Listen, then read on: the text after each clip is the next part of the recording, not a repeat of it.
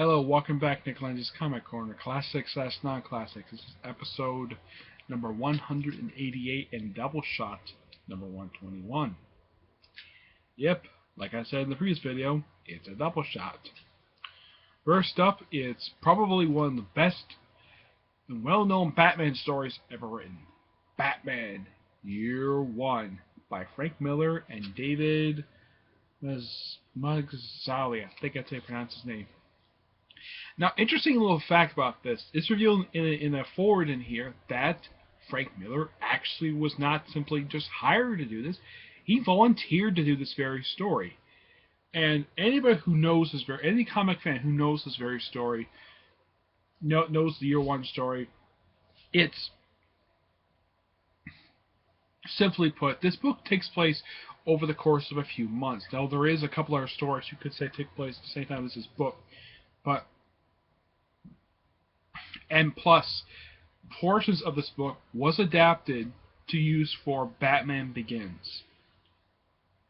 I mean, as a matter of fact, it's not exactly the same exact ending.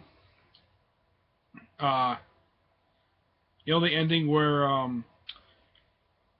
Gordon gives Batman a Joker card. It's almost the same exact. It's almost the same exact ending as the Year One anime movie, which this book does not have the actual ending. You know, where he just hands him the bag with the card in it. Yeah, it's the same exact ending, but this is probably by far one of Frank Miller's best works. Okay, when it comes to his Batman stuff, like, what can you list off? Basically, he's done for Batman. He's done this story. He's done Dark Knight Returns, Dark Knight Strikes Again, Batman Spawn, the worst series ever written for Batman, All-Star Batman Robin Boy Wonder, and the current Dark Knight 3, Master Race. And for some bizarre reason, this book is in canon with Dark Knight Strikes Again and All-Star Batman Robin Boy Wonder. I don't know how. Now, two things in particular have retconned from this story since then.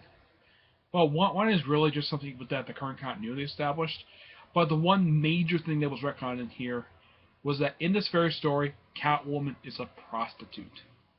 Yes, Catwoman is a prostitute in this very story, and it was later retconned that she was undercover as a prostitute.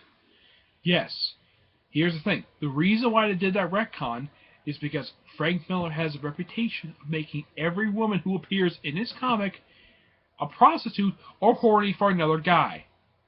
Yes, Frank Miller has been doing this since the 80s. Though for some bizarre reason he didn't write Elektra like that. Oh no, this all started with this very story. Well, unofficially anyways. I mean, look at Dark Knight Returns. What is Catwoman doing in the story? Yeah, show some of the story. She's overweight, and she's running a brothel. Yes, more prostitution. Yes, Frank Miller can't write women properly. But I let it slide when it comes to this particular story because he writes Batman really well in this story and in Dark Knight Returns. Here's a sample of this classic artwork. And by the way, I know for a fact this was adapted into a movie. I have DVD. Those of you who see my retrospective I did with Edgar, aka Comic Fan 1992, and Tivia Snuka.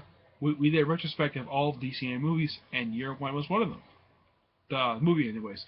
This is the graphic novel that collects the entire original story from covers issues Batman 404 to 407.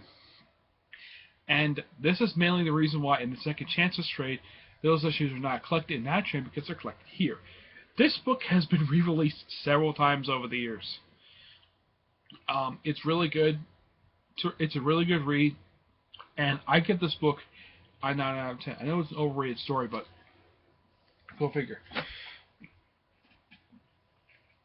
Now, this story is not highly overrated, but this is Batman, the Man Who Laughs. One of the many stories considered to be the first meeting between the Joker and the Batman. I prefer this one the best because this one picks up almost immediately right after year one leaves off. And yes, another reason why I like it is because Edward Baker writes a story, and plus there's also the three-part Man of Wood story.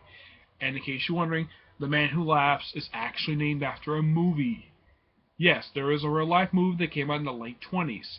And by the way, one of the characters in the movie was actually the inspiration for the Joker.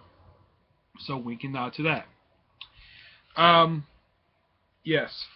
And in case anybody's familiar with Doug Mankey, he's currently like the co-artist on the here's some artwork right here by David Mickey.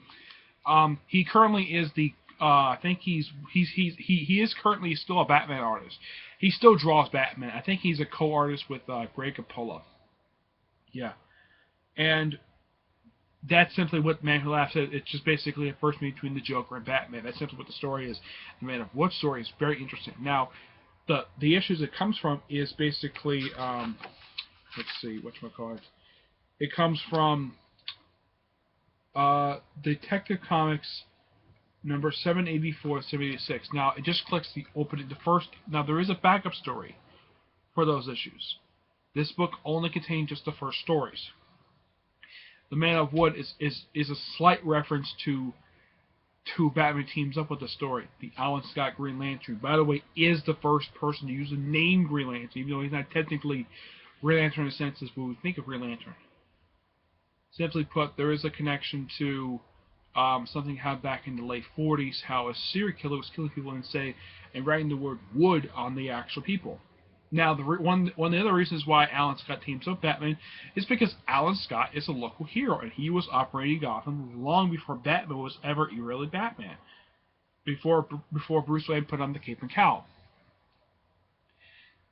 Now, some people say that when I've heard a couple people who review this thing, they didn't like the Man Who Laughs story before Man of Wood. I prefer both. I like both. Now, Edward Baker does not really write Detective Comics very long. Eventually, he leaves after a couple years. He also had a run on the series Batman. And he's also noteworthy when it comes to DC Comics. He's also noteworthy for basically his 3-year run on Catwoman, where he has the artwork mostly done by Darwin Cook. Yes, a lot of people are familiar with that artist because he's known for Justice League New Frontier, and of course a one-shot, which I definitely recommend everybody try to find, is Selenia's Big Score. Yes.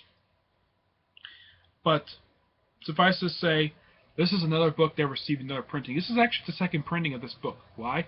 Because it has the current logo. Because I think the first printing had the one of the older logos that DC's known for having.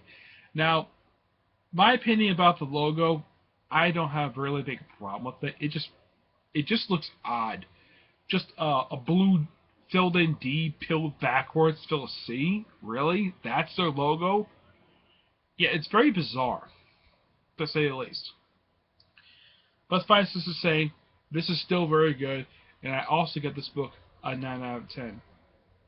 I also recommend this thing. A recommendation for this, I definitely recommend this to people who are Batman fans, especially people who are fans of the Joker. You would definitely enjoy this, if it's up to your taste. Okay? Alright, that's it.